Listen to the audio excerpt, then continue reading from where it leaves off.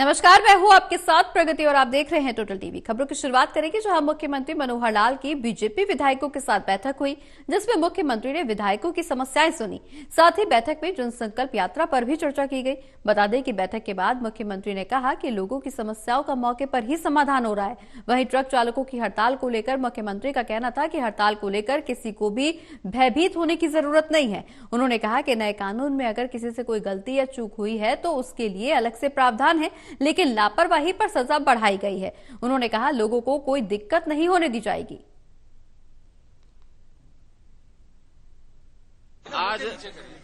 आज हमारे विधायक दल की बैठक थी और स्वाभाविक है कि नव वर्ष 2024 का आगाज हुआ है तो एक नया उत्साह सब में है। नए उत्साह के साथ फील्ड में पहले भी काम कर रहे हैं और जरा नए उत्साह के साथ काम करेंगे।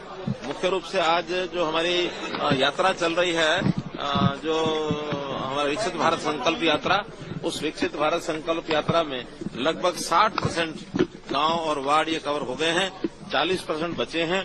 25 जनवरी तक वो सब ठीक से कंप्लीट हो जाए और उसकी एक रिपोर्टिंग सब की गई है और सब लोगों ने कहा कि हाँ बहुत अच्छा चल रहा है। सब जगह के जो काम है कई तो हाथ हो रहे हैं और जो काम हाथ नहीं होते उनकी एप्लीकेशन लेकर के, उनके डिमांड लेकर के वो सब पहुंचते हैं, वो सब हमारे यहाँ आते हैं।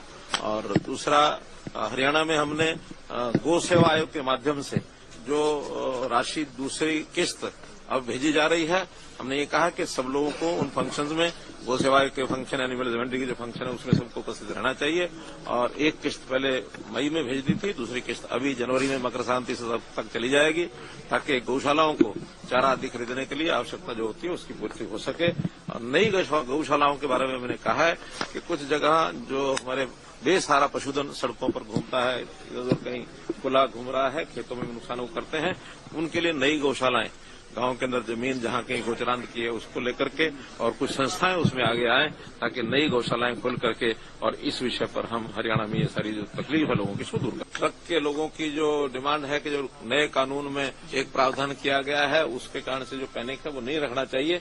वो तो इसलिए है कि कहीं कई बार इस बात का जो लाभ उठा करके कुछ एक्सीडेंट करके, जानबूझ करके भी एक्सीडेंट चाहे करते होंगे तो भी दौड़ते थे, भागते थे, सजा उसमें कम थी, शायद 2 साल की सजा उसमें थी, तो अब उसमें कानून को थोड़ा सख्त किया गया, 10 साल की सजा।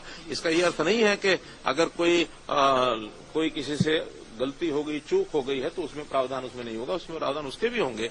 अगर कहीं किसी प्रकार की लापरवाही होगी तो ये सजा जो है उसको पर लागू होगी। इसको बहुत ज्यादा मुझे लगता है कि जहां तक मैं समझाऊं उस कानून को, उसका ये अर्थ है। फिर भी अगर